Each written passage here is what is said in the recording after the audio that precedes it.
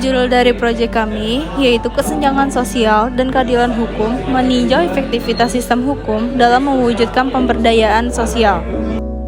Pengertian kesenjangan sosial adalah fenomena ketidakadilan dalam distribusi sumber daya dan kesempatan antar individu atau kelompok dalam masyarakat yang seringkali dipengaruhi oleh faktor ekonomi, pendidikan, kesehatan, dan akses terhadap layanan publik. Kesenjangan sosial dan diskriminasi. Diskriminasi mengacu pada perlakuan tidak adil terhadap individu atau kelompok berdasarkan karakteristik seperti ras, agama, atau status ekonomi. Diskriminasi memperburuk kesenjangan sosial karena menciptakan penghalang akses terhadap sumber daya penting seperti pendidikan, pekerjaan, atau layanan kesehatan. Kesenjangan, ketidakseimbangan dalam distribusi sumber daya, kesempatan, atau akses terhadap layanan di masyarakat.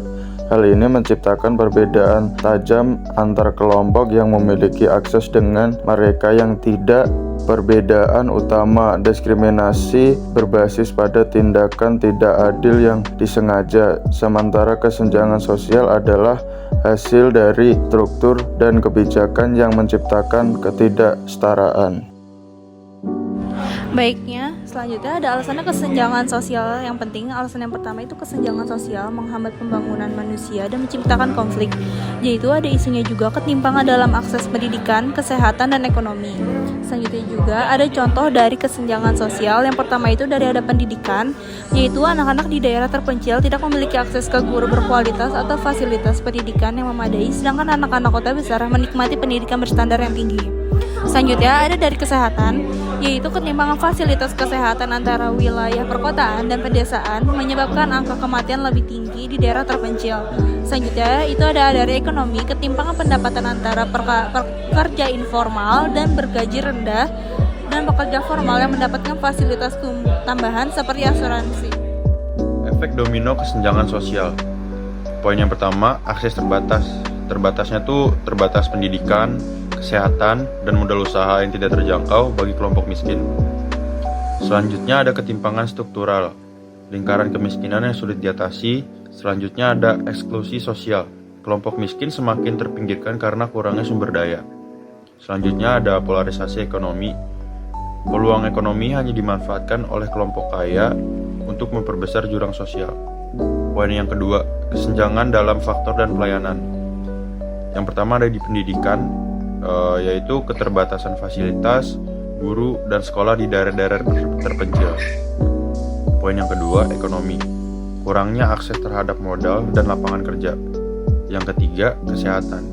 Minimnya rumah sakit di daerah terpencil mempersulit perawatan medis. Selanjutnya masuk ke solusi untuk memutus efek domino. Beberapa solusi yaitu pendidikan gratis dan berkualitas untuk mengurangi ketimpangan sosial melalui akses pendidikan yang merata. Selanjutnya ada layanan kesehatan universal, memberikan layanan kesehatan terjangkau bagi masyarakat miskin. Selanjutnya ada pemerataan infrastruktur, memastikan fasilitas dasar di daerah yang tertinggal.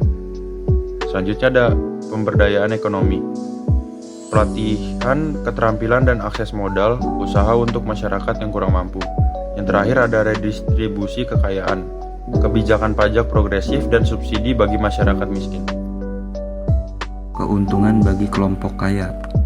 Yang pertama, akses eksklusif, pendidikan berkualitas, layanan kesehatan terbaik, dan peluang bisnis. Yang kedua, akumulasi kekayaan, struktur ekonomi berpihak pada modal besar, memperbesar kekayaan mereka. Peran pemerintah dalam menjembatani kesenjangan. Yang pertama, kebijakan pro-rakyat, yaitu dengan subsidi pendidikan dan kesehatan dan pembangunan infrastruktur. Yang kedua, program sosial, yaitu dengan program Keluarga Harapan atau PKH dan Kartu Indonesia Pintar atau KIP. Yang ketiga, peningkatan infrastruktur, yaitu dengan penyediaan listrik, air bersih, dan jalan di daerah tertinggal. Dampak positif upaya pengurangan kesenjangan. Yang pertama, akses lebih baik ke pendidikan dan peluang ekonomi. Yang kedua, potensi lahirnya generasi emas yang produktif dan kompetitif. Setelah kita mengetahui materi-materi yang telah disampaikan, ada juga nih usaha pemerintah yang dilakukan.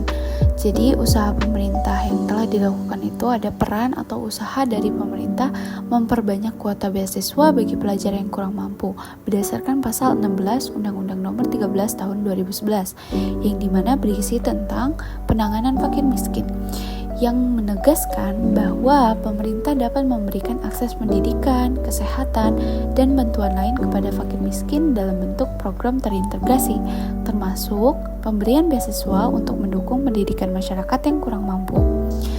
Kemudian ada meningkatkan fasilitas atau fasilitas pelayanan kesehatan maupun pendidikan di luar daerah perkotaan serta meratakan pembangunan infrastruktur di daerah yang masih tertinggal berdasarkan pasal 3 butir A sampai F Undang-Undang Nomor 11 Tahun 2009, yaitu berisi tentang kesejahteraan sosial.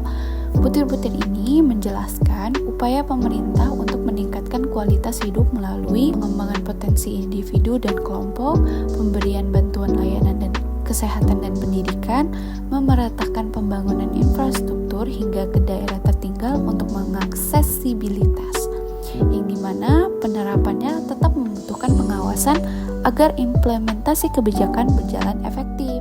Terakhir ada penutup, di mana kesenjangan sosial merupakan isu penting yang mempengaruhi stabilitas sosial dan ekonomi suatu negara, sebagaimana diatur dalam Undang-Undang 1945 Pasal 34 Ayat 1 yang menyatakan bahwa fakir miskin dan anak terlantar dipelihara oleh negara.